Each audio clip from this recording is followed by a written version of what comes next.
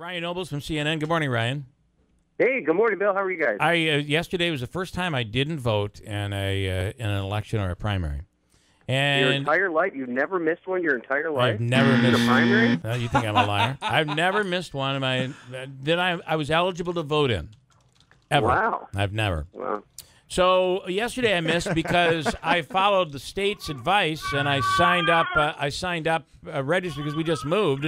I registered online and made it. And then on the deadline, have a confirmation email, but they never sent the application for me and my wife through to the Board of Elections, so I wasn't allowed to vote.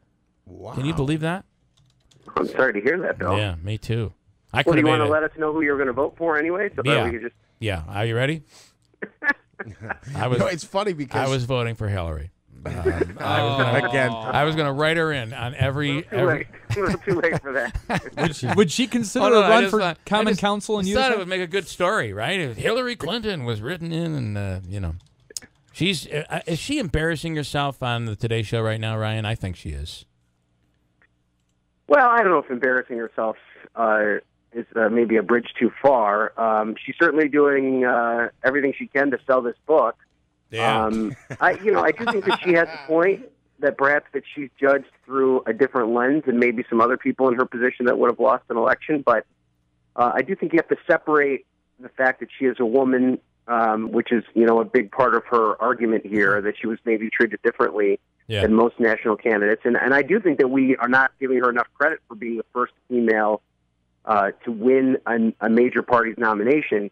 But I think anybody that would have lost an election to Donald Trump would probably be getting the same type of criticism and scorn.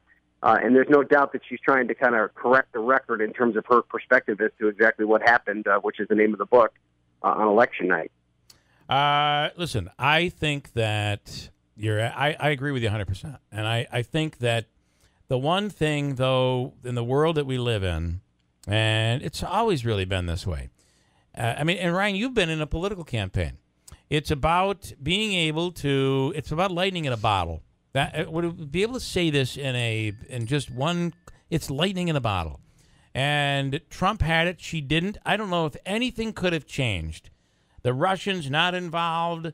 An endorsement to Bernie Sanders not involved. I don't know if there's anything that could have changed the lightning in the bottle that Donald Trump had. Well, I think that's true, but I also think that. Elections are a combination of a variety of different factors that lead to the ultimate outcome.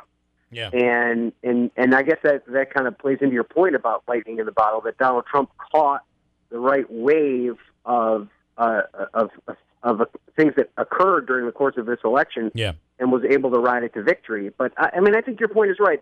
And she continues to try and make these arguments. Well, if Comey hadn't come out and made that declaration about her role in the email scandal, then maybe she would have been okay. And if the Russians weren't involved, then maybe she would have been okay. And if Bernie Sanders hadn't run the primary, well, then maybe she would have been okay.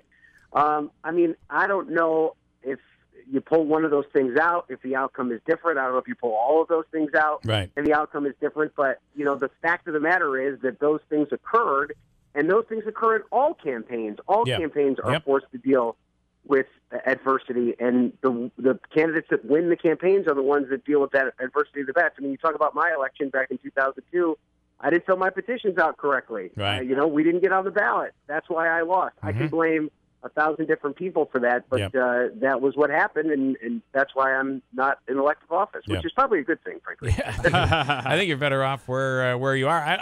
Obama had lightning in a bottle. Now, I would think that Sarah Palin was a real problem for John McCain. But guess what? She could have been the perfect candidate, and I still don't think they would have been able to get the lightning in the bottle that Obama had in 2000. Well, the thing that everybody forgets about Sarah Palin is that John McCain was trailing by double digits before he made Sarah Palin his running mate, and he got it to about even because of the excitement that she brought to his campaign. She later turned out to be a disaster. Yep. He had no shot without her.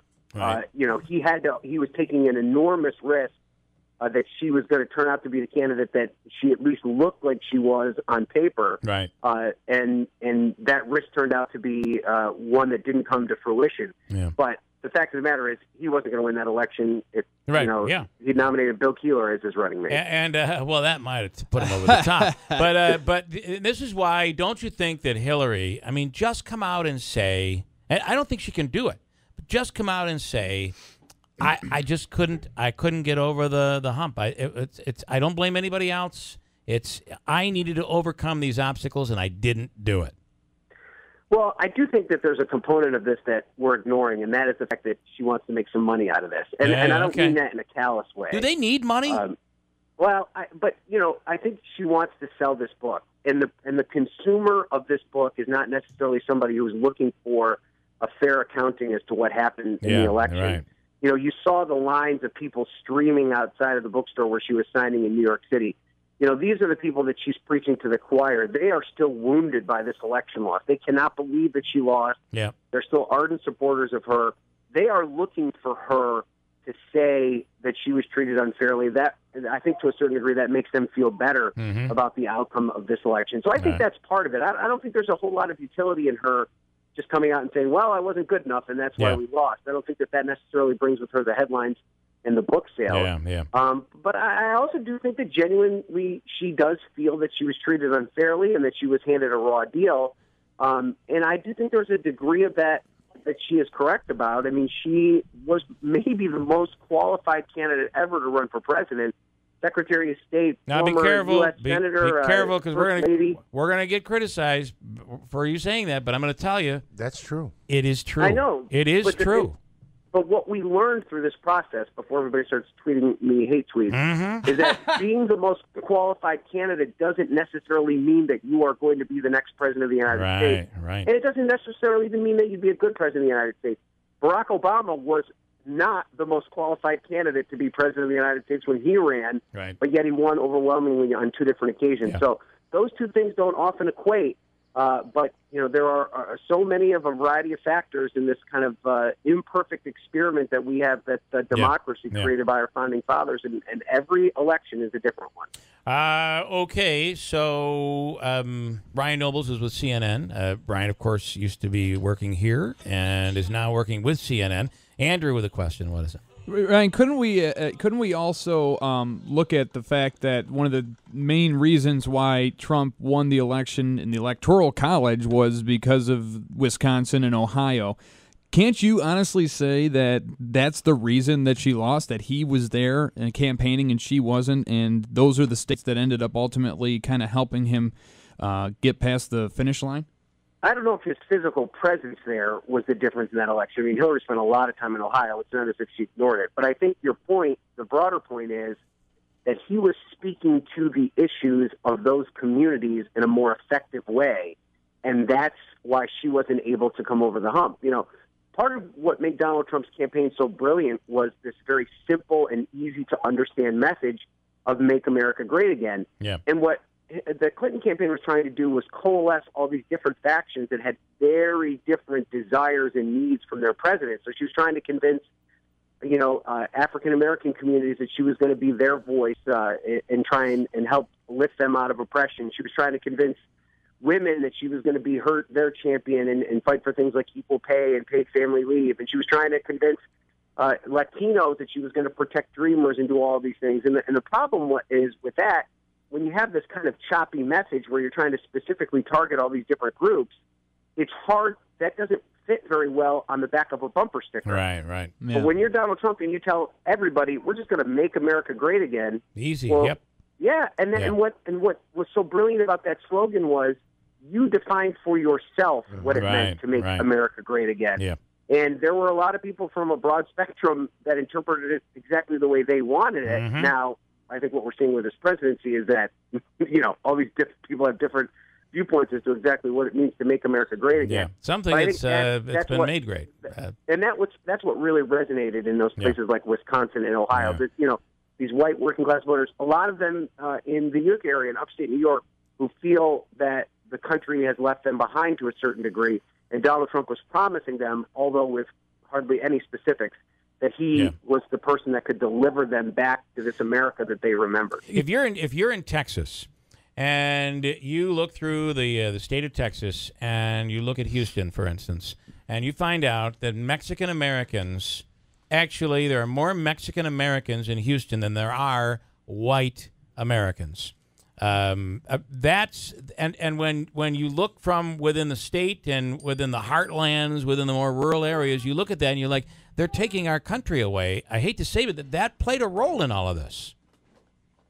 Well, I mean, I think it did, and I think that one of the big problems that we have as a country is that we are so big, and the melting pot of diversity is one of our strengths, but it's also one of the things that holds us back because. I use myself as an example. I didn't have somebody that I would legitimately call a friend that was an African American until I went to college. Yeah. Now, that wasn't because I avoided African Americans. It was just because where I grew up in the southwest corner of New York State, there just weren't a lot of African Americans that lived in our community. I think we had one African American in my entire high school. So, it took some time in life experience for me to become associated with people from different ethnic backgrounds. And what happens is if you don't have that association, you can sometimes come to fear that group of people and perhaps not understand them completely. And I think that's a lot of what we're dealing with now. And, whether or not you want to make the argument that Donald Trump played into that, I certainly think there are people that are making that argument.